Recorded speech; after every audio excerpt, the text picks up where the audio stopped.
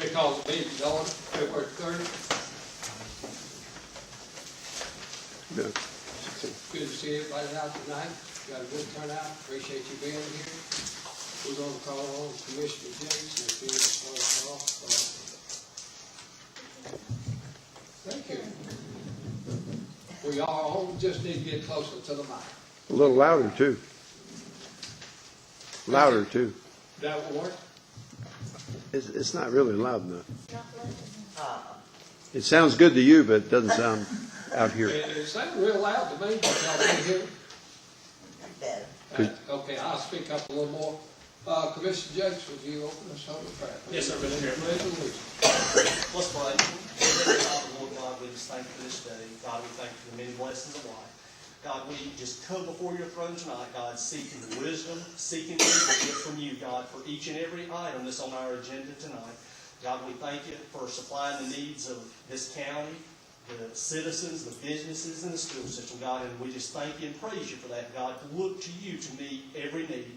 I pray for the safety of our county employees and our workforce. I just pray, God, that you'd bless our county. I pray, God, that you'd just, God, help our country from our top leadership, God, down to the local level. I pray, God, that we'd turn our hearts and our lives to you. And I just ask these things in the name of our Lord and Savior, Jesus Christ. Amen. Pledge allegiance to the flag of the United States of America and to the republic for which it stands, one nation, under God, indivisible, with liberty and justice for all.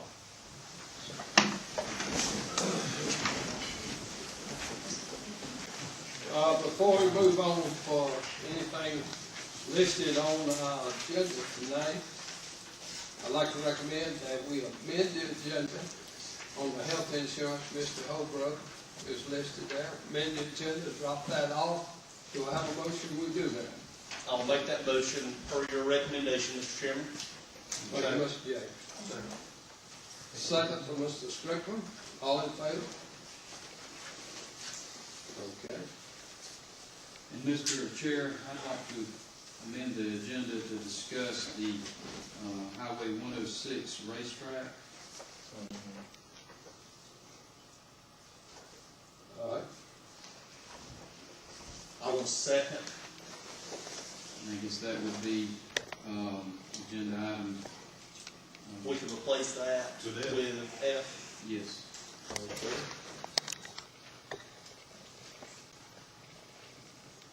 All in favor, signify. Okay.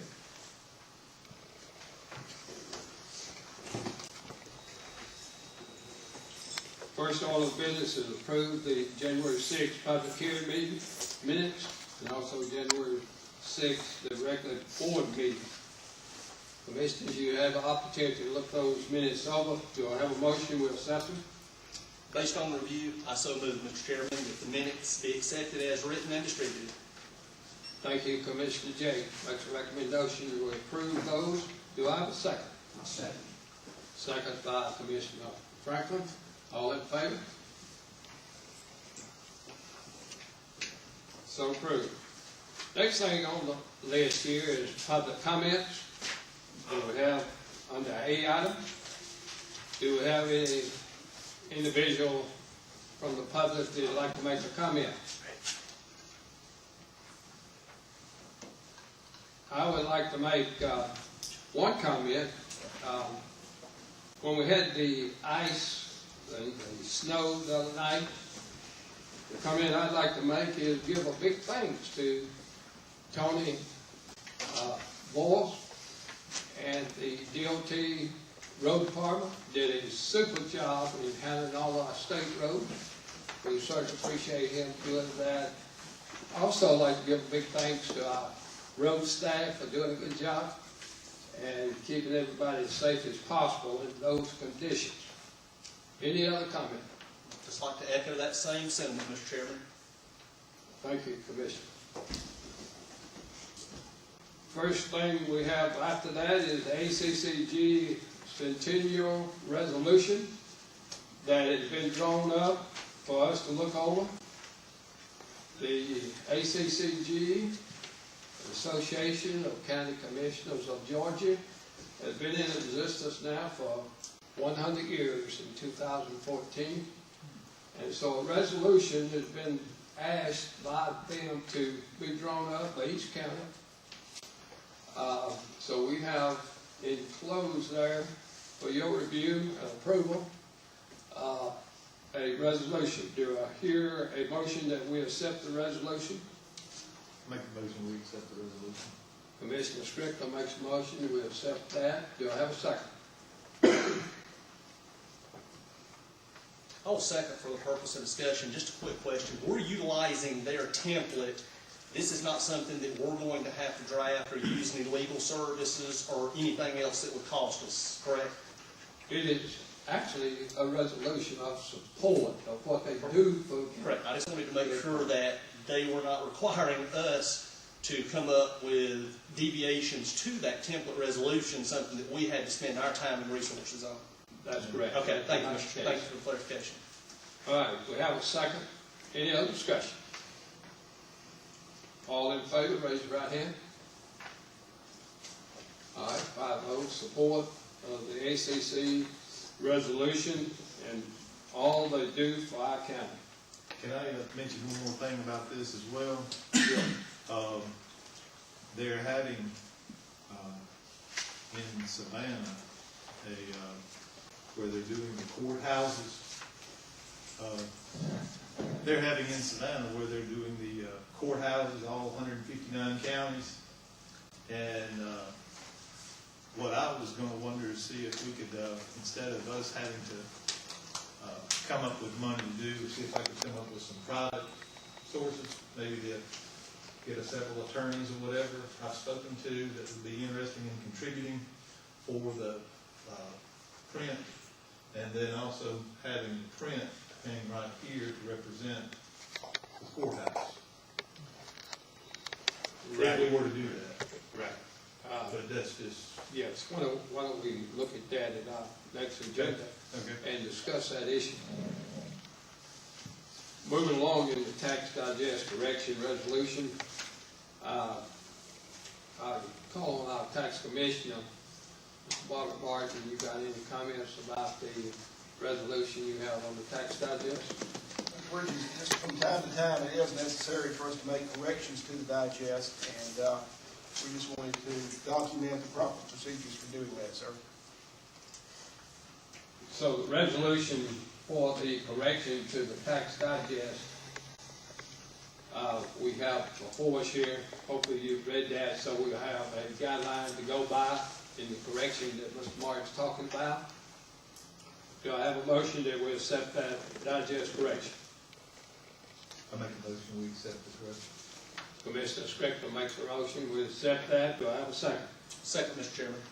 A second by Commissioner Jakes. Any discussion? All in favor, raise your right hand. So be it. 5-0 vote. The next on our list is the Employees Handbook. As you know, that our Employees Handbook was out of date. We've been working on it now for several months. We have a draft copy of the Employees Handbook, but we do not want to take any action tonight because we want all employees and any public personnel that may be interested to look at our handbook and see if we need to do some additions, subtractions, anything of that nature. So our handbook draft copy is available. All department heads have the handbook in hand. The commissioners have that. Any other discussion about the handbook? Mr. Chairman, can we place that on our website for easier access for the public and other county employees? Would that be possible? Sure. That's a good. Yeah, good just please point there. clarify that it is a draft. Yeah, emphasize it's a draft, place it on our website so the public can see the handbook that we're working on. Very thorough job done thus far by staff in compiling it and getting it to this point. Yes, it looks like, but we want to make sure now, since we are upgrading our handbook, we want to make sure that we have all the legal entities in there that last for, you know, a few years, so please, take time to study the draft of the handbook. Let me ask the question at this point. Can you hear me? Good. I'll continue then. The next thing on our list is the jail expansion. Jail expansion we've been talking about now for a considerable length of time, so we have the sheriff with us tonight to talk a little bit more about what we got on the jail expansion. I don't understand the tone that way. I'm figuring that. A couple weeks ago, we went to the Commissioner's office, sat down with Mr. Bridges and Mr. Strickland and our architect, and sat down, talked to them a little bit about what we got. The figures that they brought before, I'm gonna let Tom come here in just a minute and talk to you. But there were several things, of course, we took off of that because the county's gonna be doing our grounds over there and taking, bringing dirt and all in. That's gonna take a lot off of what the total price is. There was a couple prices brought before. One of them would have been if we take part of these sales, part of the beds out, and that would bring the price back down. But you still have to build the same building in order to make us accomplish something. Because right now, like I said, we're housing out about 15 females. Costs about $15,000 a month. And it won't take long to tear my budget completely out of portion of that. But I'm gonna let Tom come up here and just a minute, let him talk to you, because he's got some new figures.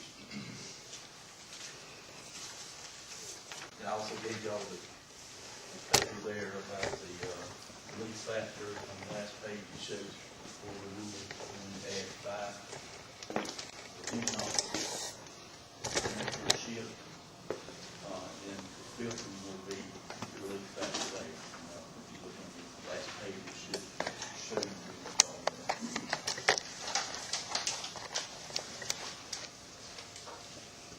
Evening. From our meeting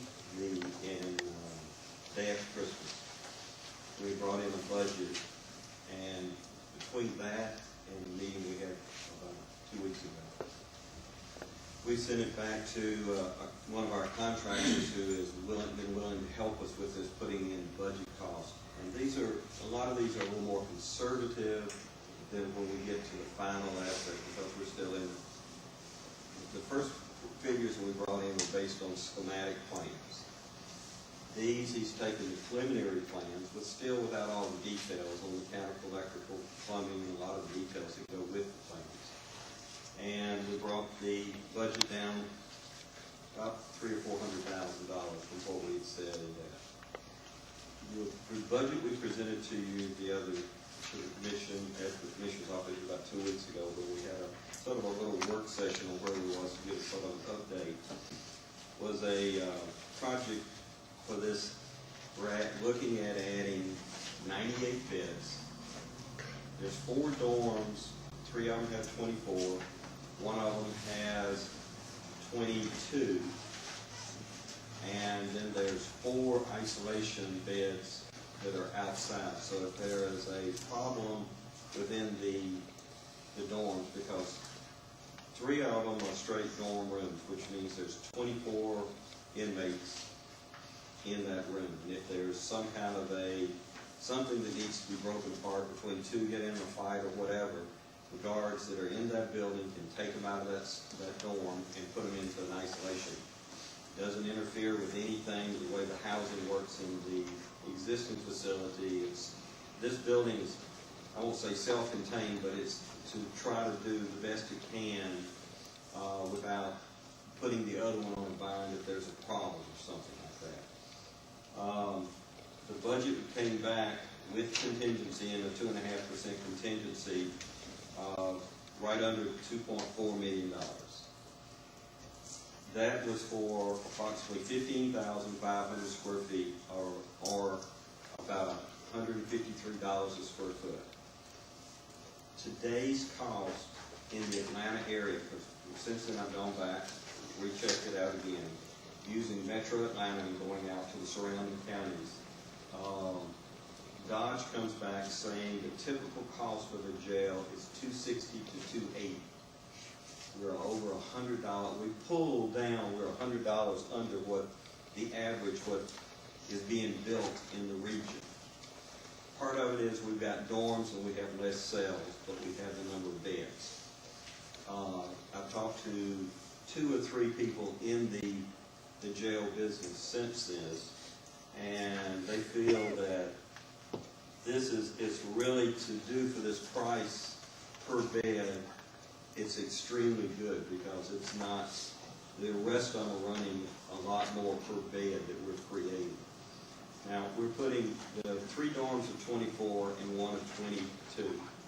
The 22 is women. It's set up with 16 beds in a dorm type, and then 3 cells of 2 people each. This way, the sheriff will have ability to classification. You have pre-sentence, post-sentence, felons, misdemeanors, and all. So that's part of the problem now. They've got basically 8 beds in the existing jail that they have women in, which is in the maximum security block that was created for maximum security when they built it. They've got 2 or 3 that are sleeping on pallets or bed type things in the day room, and the rest of them are housed out. So we tried to break up in the women's dorm so it is as most flexible it can to handle the population. The other 3 dorms are set up to be unisex type dorms, so they could be either men or women. They're basically 3 bays, 8 bunks in a bay. There's 2 up, front and back, and on both sides of a bay. When we went there, they're self-contained, so that's basically with the walls where they're built, we have the maximum. We meet the square footage there and in the day room to meet the state standards. So we're not building one that's oversized or whatever, but we're meeting the state standards on our beds, our square footage per inmate. We went into a lot of work during the schematics and going into the preliminaries. I had several meetings with the sheriff and with the captain about the facility. This has transpired since we did in the first meeting that I came in and talked to y'all here about was we had just put together a rough concept, approximately a starting point from just some information, and basically that was 4 years old as far as where we get started 4 years ago on the what if of trying to do it and what, sort of that. So Captain and I had gone through each of the, looking at the whole facility, and our goal in going through it was to fix a facility that without major problems as far as the whole county and everything else. This should handle you for 10 years. That's not to say that you will never board someone out, but there are going to be cases where it's better to get someone out of the county and board. But as far as this opens up the, what I'm going to say hard beds is the existing facility is more considered hard beds because a lot of them are in cells, and the way they're set up is 2 people cells, 2-person cells. It gives it back into a lot of the misdemeanors that you're now, the courts are putting back. The time to serve, child support, all this are coming in that you're having to accommodate.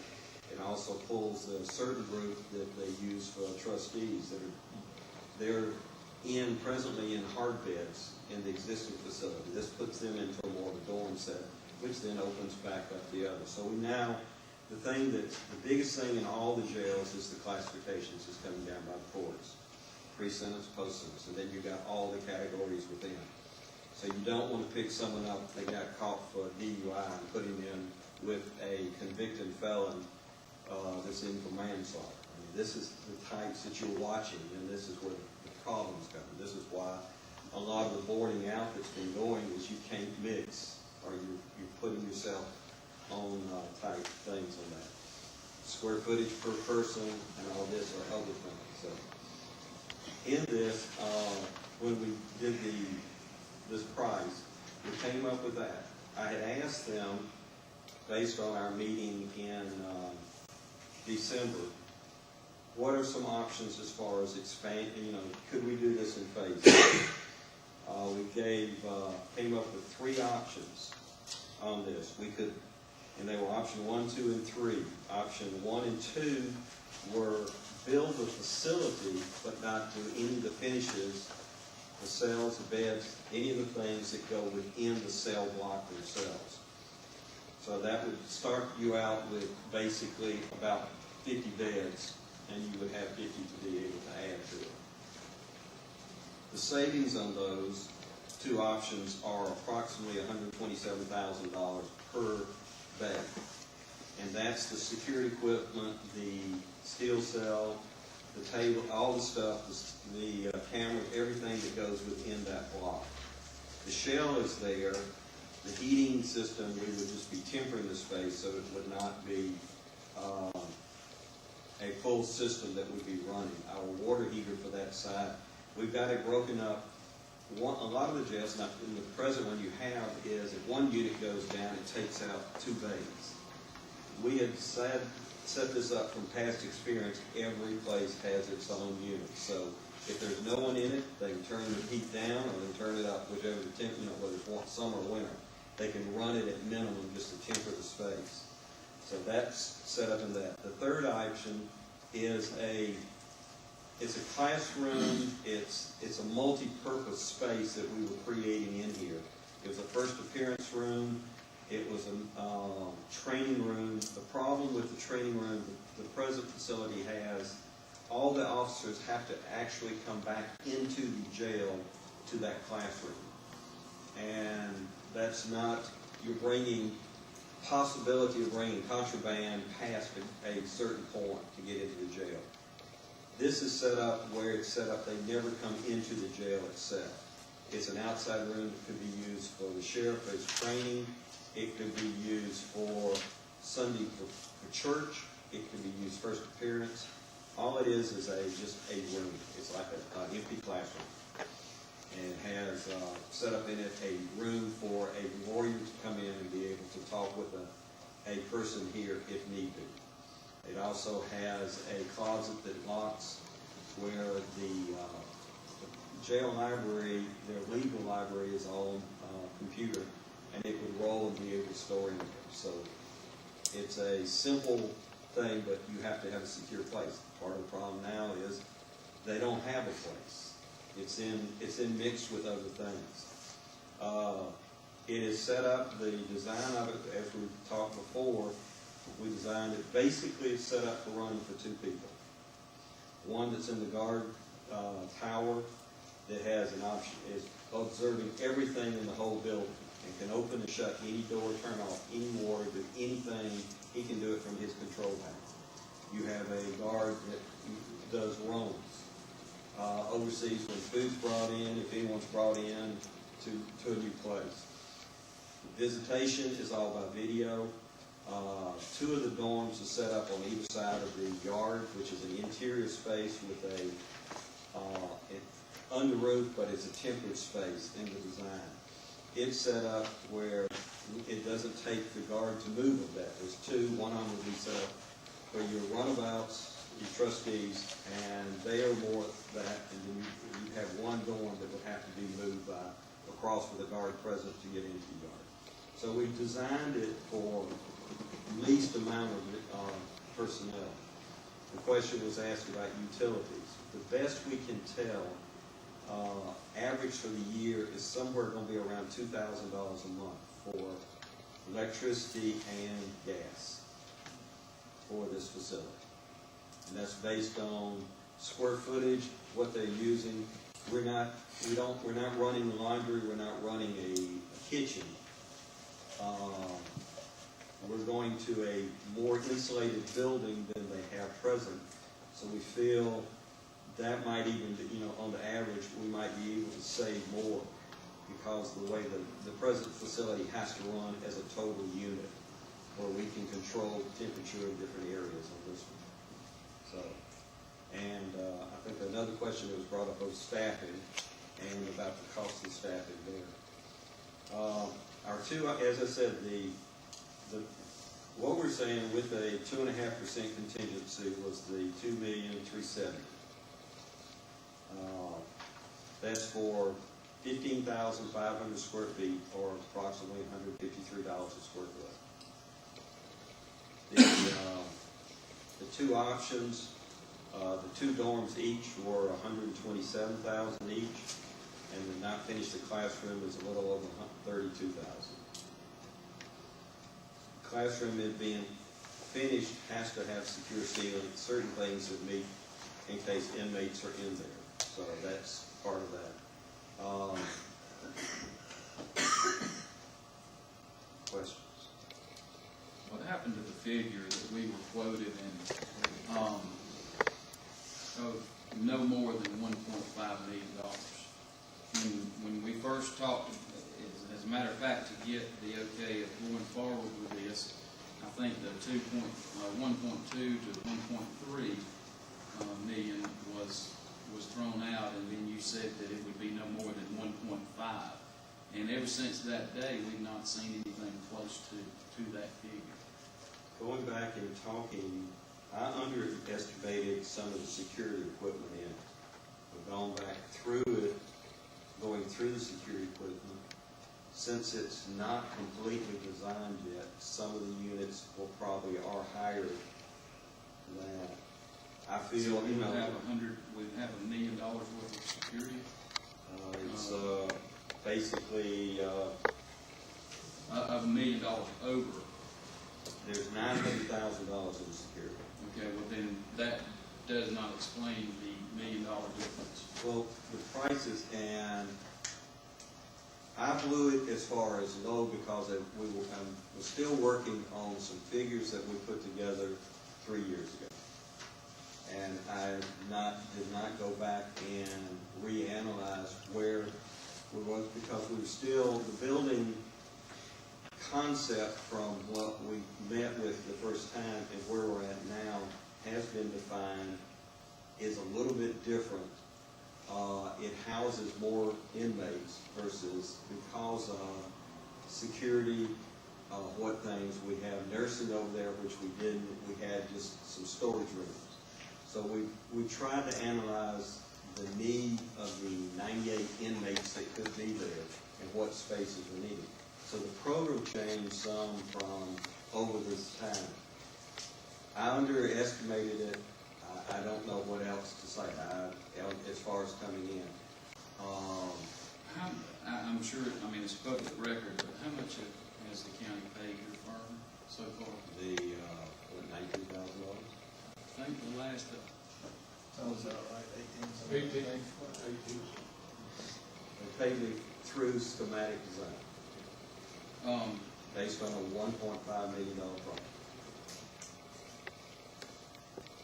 well, I think, I think we need to do some redesigning, because Well, the question I is, think when somebody tells me and assures me that a project, if I was building a house, and if I was building a house that you told me that was $1.5 million, I assure you it will not run over that. That's kind of what I expect. And we haven't touched that figure since the night we were told that that would be the figure that we would go ahead with, because I'm telling you, we're looking at serious problems with $2.4 million plus the $180,000 that it's going to take to man that unit, plus the $2,000 a month for the utilities. I mean, we're going to run into serious problems in our budget, and I think we need to redesign to get that $1.5 million. In my opinion, that's what we should do. and the biggest thing as far as redesigning the building is, it goes back to the sheriff and how many beds you want to limit. I understand that, but we were given a drawing, we were given the plan, we were given everything at $1.5 million, and now it's not even close.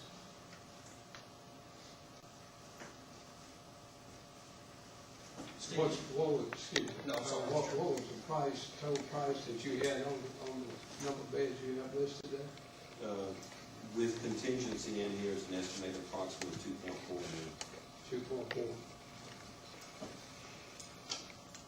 How much of that's contingency, you figure? 57,000. 57,000.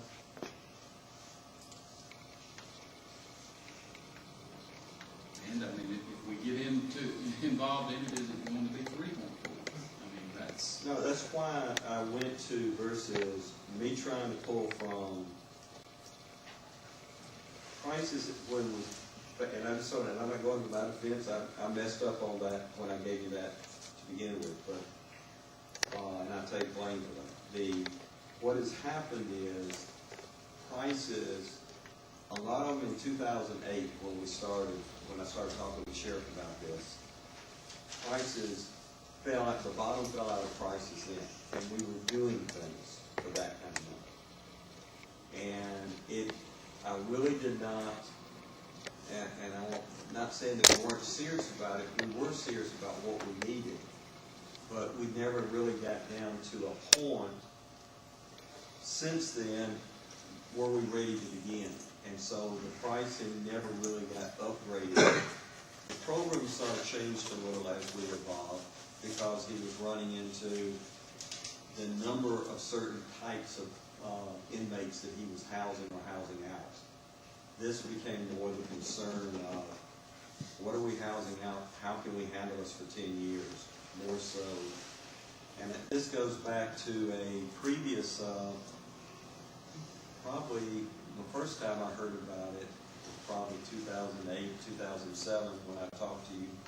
And at that time, it was shortly after we did the rec center.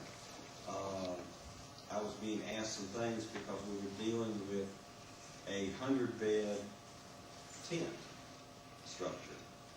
And that was being sort of pushed through as far as, and y'all did a lot of sort of preliminary work for that. And we, when we were, and I'm not saying that what the excuses or whatever, but it's just sort of has evolved. And I didn't follow through as far as I should have before we started the project as to what the real price was. A lot of that does come when you have a true design of what the client wants. We can put the numbers through, and that's basically what we did. We came through with the schematics. We came in at almost 2.8, I think it was, 2.7 something, around Christmas. And that was when y'all said, where are we? And I got it like 3 days before that meeting. And so I did not have time. But a lot of it is the equipment on the certain detention equipment and electronics has not truly been designed. There are allowances based on comparable projects in the region. And that's where they are until we sit down and go through this next stage. well, I mean, I would love to say, that's great, let's go. But if we look at our budget, and I'm just being honest here, if you're looking at $2.4 million, then you're looking at over $200,000 a year with salaries and utilities. That's not counting upkeep, that's not counting a lot of other stuff that we can't even, I don't see how that's going to, I don't see how we're going to fit that in the budget without a tax increase. And I'm just being honest with you. I mean, I don't know where the money's at. Yes, sir. And, I mean, that's my frustration. Another approach we may wish to take is see exactly how we can obtain money That was more from the USDA, bonds or what have you, in order to relieve our minds of where the money's coming from. That's why I asked that this be put on the work session tonight, because it's not only what's it gonna cost, it's how are we gonna pay for it. You know, we know we have approximately $1 million in the jail fund. We need to know what the basic cost difference is between what finances we currently have and what we're looking at just tentatively on the actual cost. Now, Steve, can you clarify something for me? You had mentioned potentially $15,000 per month that is costing us to house Yes. detainees out, because the 6 months of data that I have, it's looking like about 7,500, 8,000 if the, Well, last 2 months, I think it's been $15,000 to Jackson County for house cleaning. Is that correct? Well, since July to December 31st was $36,000.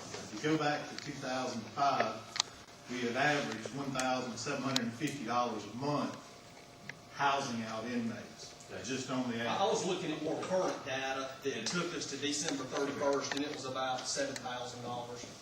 The last month, I know was $15,000. But you know, the way the court system is slow. The governor is pushing more stuff back on the county. Probation is putting their stuff in there. Our judge is putting it back on us. Females, I don't have a baby, and I'm in the house and 12 in there day after day. Well, and of course, in the last several months, it's went up that much more. Sometimes into different counties, we're able to swap out a person. But it ain't working. There's no I doubt. don't think anybody's questioning the need. Yeah, my thing is, I just want to make sure that our numbers add a best case costing data at this point. I mean, we're sitting here looking, you know, with option A, $127,000 for not finishing 2 days. You know, you're looking at $250,000 savings, just that in itself. But in 12 months, if you need that dorm, it's gonna cost you 1.5 times that amount. I mean, I understand. That's what I'm saying. That's what you have, and that was one of the conversations about at the work session, because we came up with a question about what's utilities, what's the staffing. And then the next thing that came out of that, what we were trying to figure out is all avenues for funding. And what we need, and I think that's where we really are as far as, and at that point, then you know what the extra $1.5 million is going to cost you. Exactly, and I like the design, I like the concept, I like the fact that if we could get 2 of the phase/pods completed, you're totally alleviating the need for housing out inmates. You don't have the sheriff's deputies driving back and forth to adjacent counties, taking their time to transport back and forth.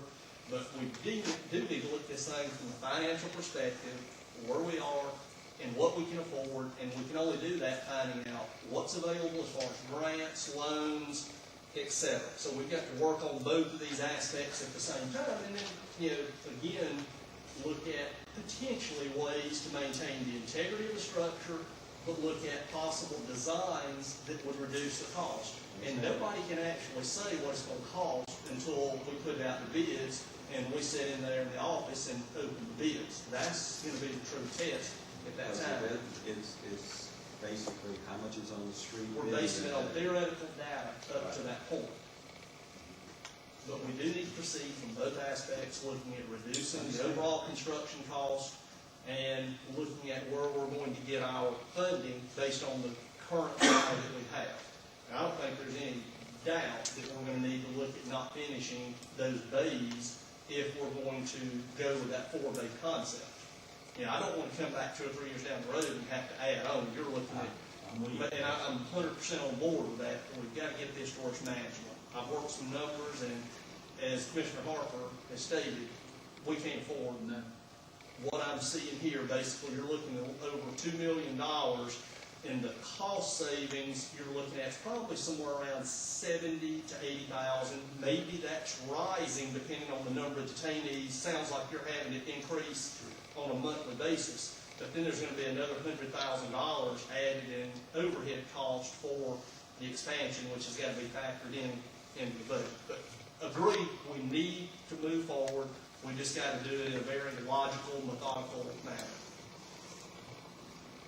We planned on being there last year, they did, I wouldn't do it. And then it was snow came in. So that was nice, what I thought we were doing, we get out of that, and moving forward this meeting.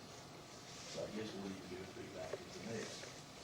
As many as, if we need to call a special work session and all sit around the table, I'm more than willing, whatever time that it takes. This is, you know, And we gotta do a something. huge undertaking. Sure, and when you're talking about transporting females over there, you know, it's an everyday thing. You know, that's wear and tear on cars, wear and tear on officers, and we'll still have to pay them per night. And then in the interim, that will give us a little bit of breathing room to start looking at, you know, available options for, like I said, grants, loans, et cetera. Since so much of the state's unfunded mandates is creating overflow in our jail system, if there's anything available from the state, it needs to Happening come all over here. the nation, it ain't only here. I think I'm a meeting in Washington, that's the same thing. I think it's, with this, is what, as you said, the difference between whether it's 2.4 or whatever, beyond the million that you already have, basically what that other million has. When you're saying to me, we don't have a million, Okay. okay? I would be more leaning toward, we might have really 800,000. Okay. That's- Stated, I'm asking for clarification, it was stated 980 something. It was stated $918,000, but there's been money come out of that See, they're since. supposed to know, well, now, not on the jail fund. I can't buy anything out of jail That's fund, correct. it's a jail. But now, out of some of those accounts I got, I bought a couple But cars. that was those three accounts added together. Well, I mean, about a couple cars, plus we had some money, we Did that going around. building it, yeah, so. We need to look more like at, we need to look at 800,000. rock hard, solid numbers. The only way we're gonna be able to move forward with this in a logical manner, to know where we are and where we stand. But you're better off in a lot of the counties I've talked to, because you do have the 800,000 to start into, where a lot of them are coming at it, have nothing in reserve for the building. Yeah, but if you borrow $1 million at 4% for 30 years, it's gonna cost you $4,800 a month. And then if you're looking at 1.5 million borrowing, you're looking at $7,200 a month. And the question is, where does the money come from? Exactly. That's on top of utilities, extra personnel, and everything else. So that's not counting those On top of things. that. Yeah. That's correct. But that's your, basically, that 7,500 is, I will say, using round numbers, is your boarding right now. If $12,000 a month. Well, but and that's it, it's gonna have to be that in a lot more in the future, because, when you So basically, I think we're all on board trying to get something established here. I think, we'll call on, Maggie, I think he's probably already looked into some ideas, and y'all can assist him in basically coming up with some revenue and how we're going to pull the strategy, and what we need to, like Commissioner Jakes was talking about, need to maybe just build a couple of ponds and so forth, and how we're going to finance it. Once we have a clear picture of how we're going to do it, I think we're ready to move forward. Tom, just one quick question, is in the savings with option A, the $127,000 per pod, does that include the security For that- savings that for block. both pods? For that block. Okay, so that's integrated into that number. That's correct. That's everything. Basically, there's warehouse space that's, I'm gonna say, secure warehouse space, and which is the shell. And then that's the finishing, the equipment in it, the heating and cooling system that would be used for strictly that, to go within that warehouse space. That's the, Would personnel be cut if we only done this? You still have to have one you got person person, in power. you got two people in that block, one on the ground and one in the house. That was part of the way we came up with it. We were being able to handle on day-to-day the 98 beds with two people. That's in, whether it's rec centers or whatever that we've been, that's the biggest cost is on rec centers. On Wednesday morning, when nobody's in there, you still gotta have staff to have it open. So we're trying to figure out what's the best way to run this on a day-to-day, the shift all the way around the clock, to have the least amount of staff involved, to, which cuts down your cost bill. Well, like I said, and the biggest problem I've got with things just right now was knowing that you misled us that night. Yes, sir. And that's why we voted to go ahead and spend money, knowing otherwise we wouldn't go go ahead and spend the money. Yes, sir. I would have looked at things in a much Yeah, different I light, mean, that's- just to be I mean, totally honest with you. That's my frustration, if we have to scrap and go back to plan unknown, Well, the question, I guess what's, needs to come out of the meetings that we're putting together on funding is number of dollars goes back to beds. And so once y'all lock into that, if it's $1.5 million, if that's what the bottom line is, then it's up to me to what do we take out of the building, just to get enough and beds. that's what I was hoping we would have, is, Well, I mean, and it basically, we're gonna cut about half the building off to do that. And so that's where, you know, what the bottom line is, and that's up to y'all. That's y'all's decision. you know, I don't think we have much of a choice. We can look at the finances, we can look at what's available, but all that's gonna be available that I know of would be just bonds or, low interest loans or something like that.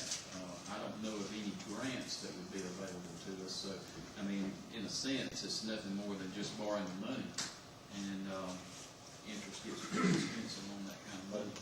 the other side of that is, we tried to set up a number based on input from the sheriff's office that should handle you structure-wise, bed-wise, to handle you for the next 2 years. And so in 3 years, 4 years, they're not back in here saying, the million we cut out, now we need $2.5 million to replace that because that's what the costs are. And that's all what's it. Basically, if we finance it for 10 years or 15, what you're doing is you're having it paid for by the time the next one takes But place. if we're not gonna be able to afford it, we can't afford it. I mean, that's the I problem. certainly appreciate you coming and giving us a report, Yes. and if we need to set up a work session just to deal with this item, I'm certainly with it, and I'm sure my Yes. cohort is Yeah, I certainly think we with need it. If we need to do it even before our next work session. That's fine. To schedule, and appreciate this report. I think we're at that point now where you have some hard numbers, you have the number of beds, and it's a lot of the thing as to where the county wants to be. That's correct. Appreciate it. Thank you. Moving to the next item here, we added the item on our agenda here.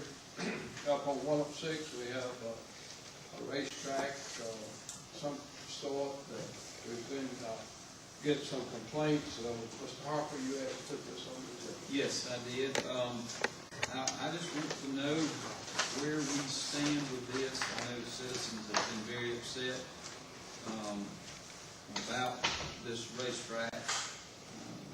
And, you know, we need some resolution. I know our county attorney has looked into it. But were you, if I could address, our attorney, did you look at all of the, how the business license was obtained? Did you look at anything to do with the business license? Yes, sir. What stated in the opinion is the facts that were given are basically assumptions. I did obtain all of the documents that the county has in its files relative to their business license history, but I did not analyze anything historically relative to the status of their business license. I looked at the zoning issue. You looked at the zoning issue and not the, I believe that's what I was asked to look at. That is specifically what I had asked. That is correct. So, you know, I think the citizens need to know where the board stands on this, Mr. Chair. Personally, I think we certainly have our attorney that's doing some checking into and certainly taking complaints seriously. Our manager has been dealing with the issue and trying to come up with a suitable resolution to solve this complaint. Any other comments? Well, can anything else be done that hasn't been done to make a resolution? And if it can't be, what is the resolution? But I think our attorney will advise us what we can do and cannot do. Of course, personally, I think in a situation like this, if we got a section in the county that's a nuisance to the neighbors, Mr. Phillips, I understand most likely, I guess a neighbor could bring a suit against the neighbor. I think that certainly would be in order. I would like to speak just from the county staff standpoint. I feel like we have exercised every means that we have available to us. I don't really feel that our current nuisance ordinance deals with this situation because it does not deal with noise or dust or anything that really could be a result of this operation. Again, as we've discussed before, based on the interpretation of the zoning regulations, I guess there's some disagreement between maybe current staff's interpretation and prior staff. But again, based on the situation we're in, my understanding, the property owner has been advised that they could operate. So I guess from staff standpoint, we've tried to investigate state law, local legislation, everything that we have on the books. We can't find anything from our level that we say we could do to really help the neighbors in this situation. Is the business license, are they in the property owner's name, or are they in the guy's name that's trying to run the racetrack? They are in the property owner's name. Then somebody else is running the racetrack, is that correct? Well, I believe that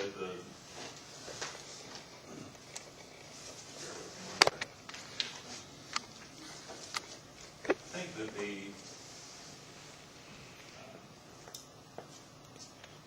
occupation tax certificate is issued to the facility. It does have a line for the name of the owner, and it has two individuals' names that is consistent with the original application for occupation tax certificate that I've seen. I believe other individuals who may or may not be related have subsequently applied in subsequent years, but the occupation tax certificates that were issued consistently have the original name, which I believe are two of the property.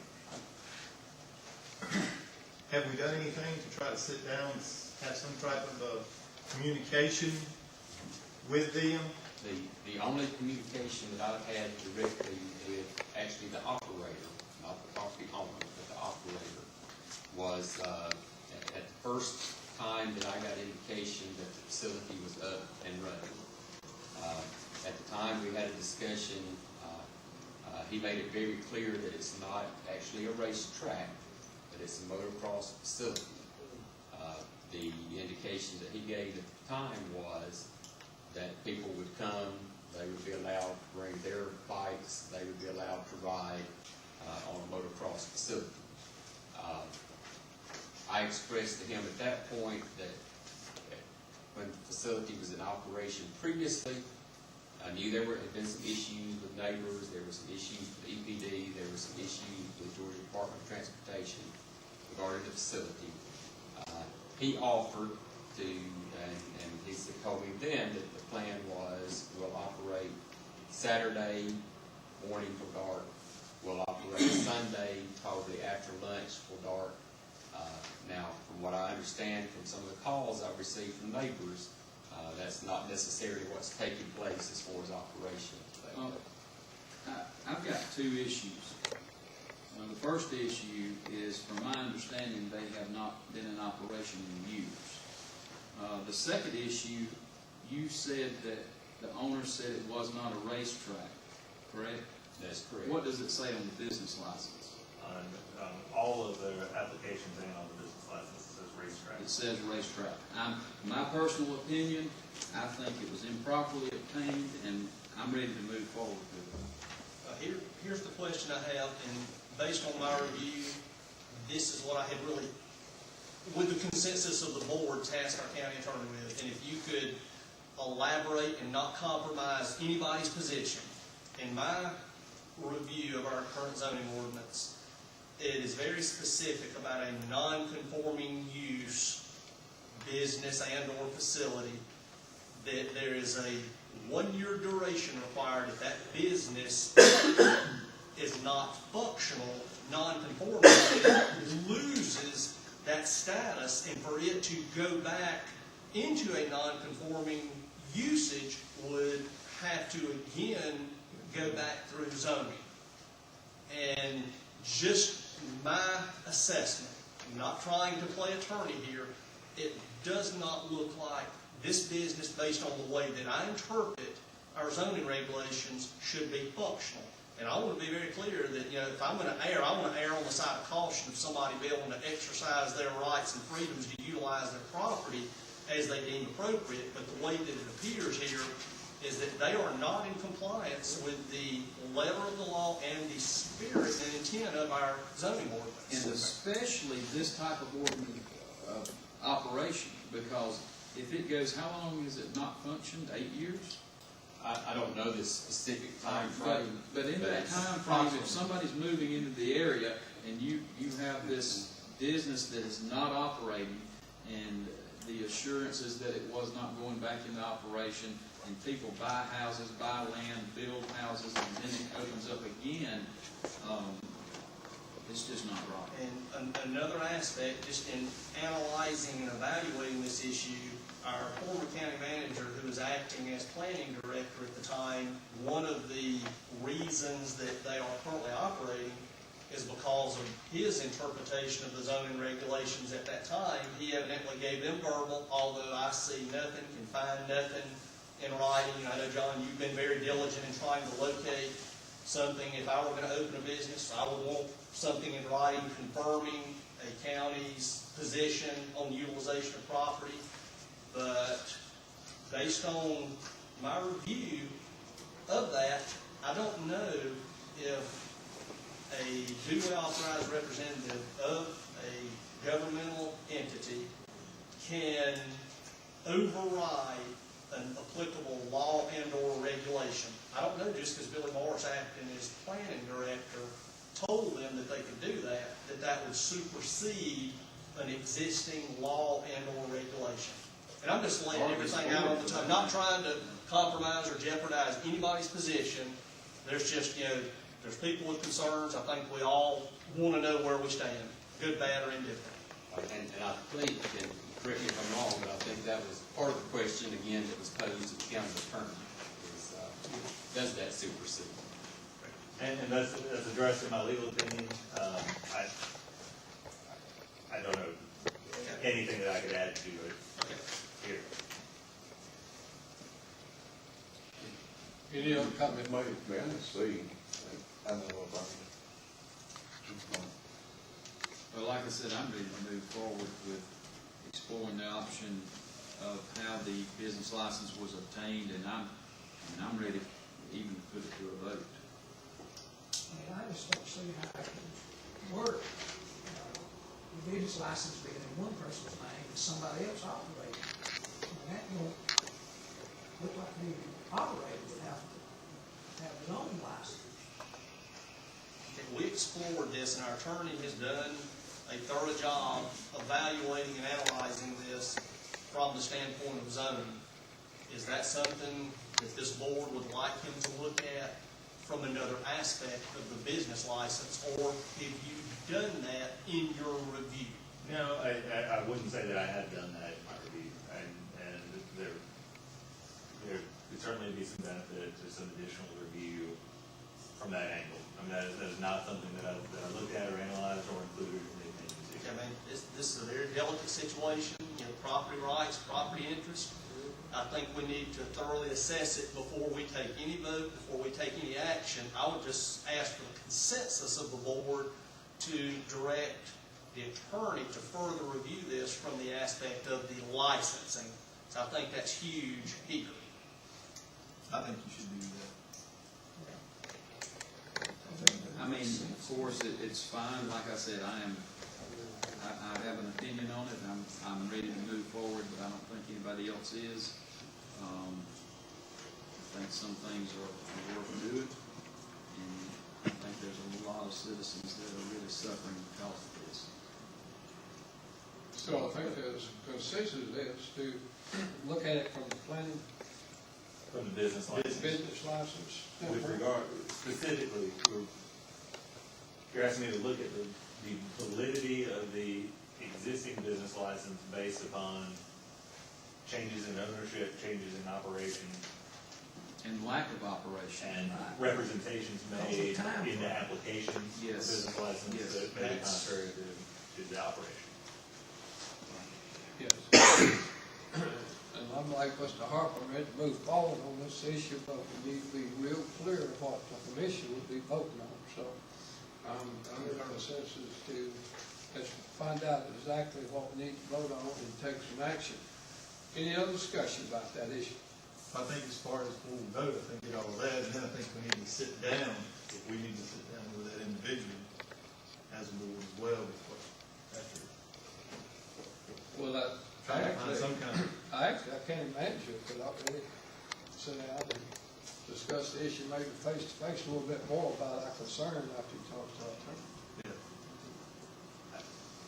I would imagine that some of this is going to involve some factual investigation on my part that I would think would include speaking to the property owner and or facility operator. I'd certainly want to coordinate that with the county manager, but I would think that that answer to some of the questions that you've asked involves some investigation on my part in that respect. I agree. Okay. Let's move to our last item here. We received a letter, as you have in your package there, from Madison County Board of Commissioners. The chairman, Anthony Dove of Madison County, pointed out to us that the North Circuit Judicial Court judges both live, two of them live in Madison County. And he points out to us that in Madison County, they pay 100% of the cost of individual coverage of their employees. And so it's under the opinion here that Madison County needs to provide health insurance for these two employees. However, there's several counties involved, and you have the breakdown there of each county. Franklin County's cost is approximately 19.97%. Is that correct? 190, one above that. Not the one I'm looking at. That was over. I'm looking at 19.97%, which equals $2,190.31. Do y'all have? No, sir, I did not. So, from my perspective is, if it's 100% guaranteed that they get health insurance, working for Franklin County at that percentage basis, my perspective is that we would need to come up with our share of the cost. Is this for individual insurance? It's only? Yes, for them individuals, that's correct. In other words, he points out there exactly the cost in the letter per employee, and then he points out how much percentage, and he broke it down on the population of each county. So, I need, Based on what I'm reading, legally, we don't have a choice, but is there, I would defer to our constitutional officers, county attorney, is there something we're missing here? I don't think so. I mean, I think that is a. Looks like a legal mandate. Yes. yeah, I agree. It's pretty well cut and dry, so to speak, that we do this. Do I have a motion that we approve this request? I'll reluctantly make the motion, Mr. Chairman. Thank you, Commissioner James. Do I have a second? Second by Commissioner Strickland. Any discussion? All in favor, signify by raising your right hand. We have a 5-0 vote supporting that issue. That concludes the end of our agenda tonight. Thank you for coming very much. We stand adjourned.